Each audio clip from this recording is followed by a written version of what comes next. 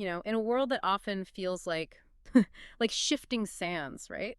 Full of uncertainties, constant change, so much noise. How do you find that stable ground, that sense of security, or maybe just a clear guiding principle through it all? Yeah. It's a huge challenge, something so many of us feel.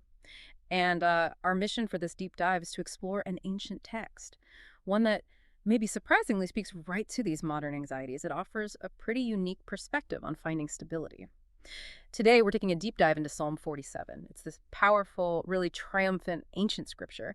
And I think you might be surprised, actually, at how relevant its insights feel for your life today. We're going to unpack what this psalm reveals about a kind of universal authority, and then, crucially, how those insights can actually strengthen your trust, your connection to something, well, foundational. Okay, let's unpack this. So Psalm 47, often described as short, but wow, incredibly potent, a psalm of praise.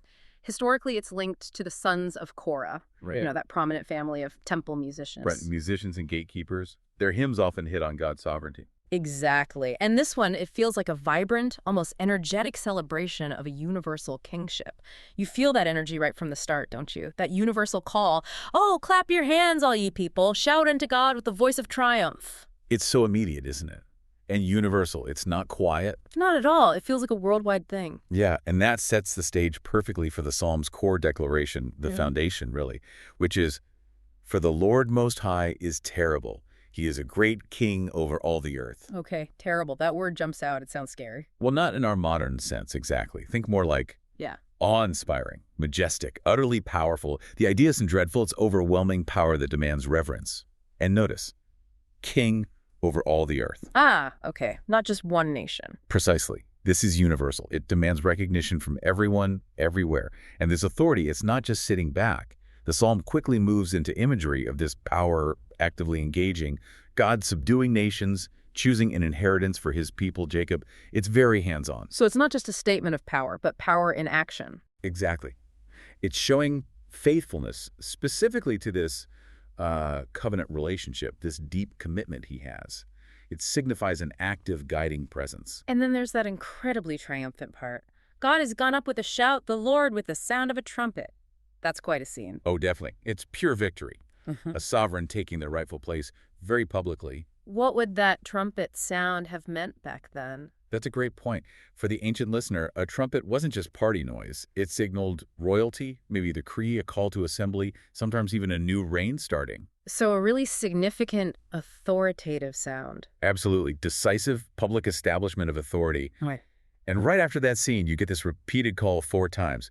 Sing praises to God, sing praises. Right. Sing praises unto our King, sing praises. Repetition really drives it home. It does. But there's that key addition. Sing ye praises with understanding. Ah, so it's not just noise. Right. It's intentional, thoughtful worship. You're meant to actually grasp who you're praising. It's an intellectual and spiritual thing combined. And the psalm builds to this powerful climax, describing God reigning over the nations, seated upon the throne of his holiness. Wow. Yeah, and it mentions the princes of the people gathered together, for the shields of the earth belong unto God. The shields of the earth, what does that signify? It likely symbolizes earthly power, protection, authority. So all these earthly rulers, their authority ultimately belongs to, or is subject to, this supreme holy authority. A clear statement of ultimate control. Total control and exaltation, yes. Okay, so we've walked through the Psalms text, its imagery, its declarations, powerful stuff.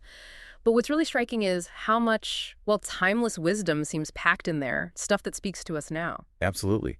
And when you think about it, ancient Israel's understanding of God evolved, right, from maybe a tribal protector to this, recognizing a single ultimate authority ruling over all nations. That was pretty revolutionary back then compared to localized gods. Yeah, that's a huge conceptual leap. It is.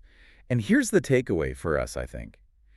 In a world that feels driven by human power struggles, geopolitical shifts, Psalm 47 suggests true security, real justice, isn't ultimately found in human strength or alliances.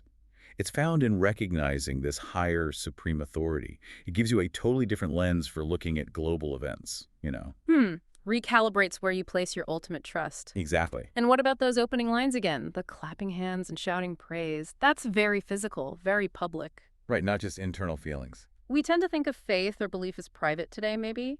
But this highlights the communal aspect, like how public expressions can build unity, reinforce a shared identity. Precisely, it's a visible declaration. Think about the energy in shared celebrations, even secular ones. This adds a spiritual dimension. So the wisdom is that public acknowledgement, maybe through shared values or even acts of kindness, strengthens community. It certainly can. It reinforces that shared purpose. And then there's that mention of God choosing an inheritance for Jacob. That links back to faithfulness, to promises made way back. So this universal rule isn't distant or impersonal. Not at all. It's deeply relational, rooted in commitment. Yeah. Which makes you think, right?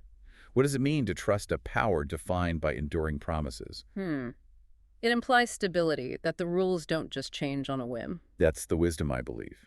That this authority, if you perceive it, isn't capricious. Its core promises hold.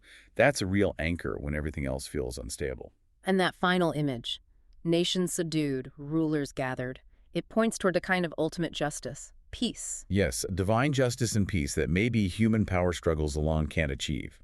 It suggests even the most powerful leaders are somehow accountable. But human systems in perspective. Definitely. The wisdom seems to be that human leadership ultimately answers to something higher than itself. A profound thought. Okay, so we've dug into the Psalm's depth, its wisdom. But here's where it gets really interesting, I think. How does this ancient insight actually touch your life today? How can it genuinely strengthen your trust, your connection to this idea? Well, think about our current world. Lots of uncertainty, right? Global anxieties. Psalm 47's picture of a king over all nations. That can be a powerful antidote to fear. If you really internalize the idea that no human power, political, economic, whatever, is truly ultimate. It changes how you view the news, maybe? It can. It doesn't mean ignoring problems, Yeah. but it shapes how you respond. Instead of just fear, maybe it prompts you to pray for leaders or advocate for justice. But grounding your ultimate trust in that sense of divine order, not just in the headlines, that builds real resilience. That makes sense. And what about the public aspect? We talked about faith often being private, but the psalm encourages this visible joy. How does that apply? Well, maybe it's about showing gratitude or hope in ways people can actually see, ways that might spark curiosity, even conversation. Like what, specifically? Oh, it could be many things. Maybe through consistent acts of kindness in your community, or using creative talents to express hope, even just how you talk to people, sharing a positive outlook grounded in something deeper. So living it out visibly strengthens your own connection. I think so. It makes it real, moves it from just an idea in your head to part of your active life. Yeah. And consider life's transitions. We all face them. Big changes, job shifts, global stuff. They feel unstable. Definitely destabilizing sometimes. But remembering that idea of God's promises, his covenant nature, it suggests that foundational truths hold steady, even when circumstances shift. That does build trust, knowing some things don't change. Immense trust. Hmm. And a practical way to strengthen that. Maybe keep a kind of personal reflection journal. Like a gratitude journal. Sort of, but maybe broader. Jot down times you felt guided or saw things work out against the odds. Times you felt that underlying order. Looking back at past faithfulness, even small instances, really reinforces your trust in the present, you know? Yeah, building that personal history of trust. I like that. And finally, that image of earthly rulers acknowledging higher authority. How does that translate to us ordinary people? It's about accountability, really. Advocating for integrity and leadership wherever you encounter it. Not just presidents and prime ministers. Yeah, no. In your workplace, in community groups, even in families. And crucially, modeling that integrity yourself. Living by those principles, standing up for what's right in your own sphere, that actively aligns your life with that divine standard mentioned in the psalm.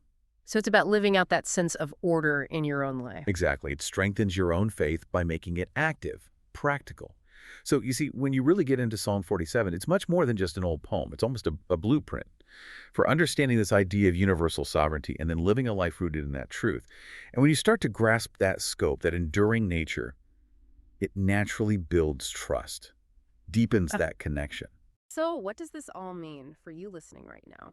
As you navigate the complexities, the shifting sands of your own life, how will you apply these insights about a universal, trustworthy authority to deepen your own sense of trust and strengthen your connection to that stable, guiding principle?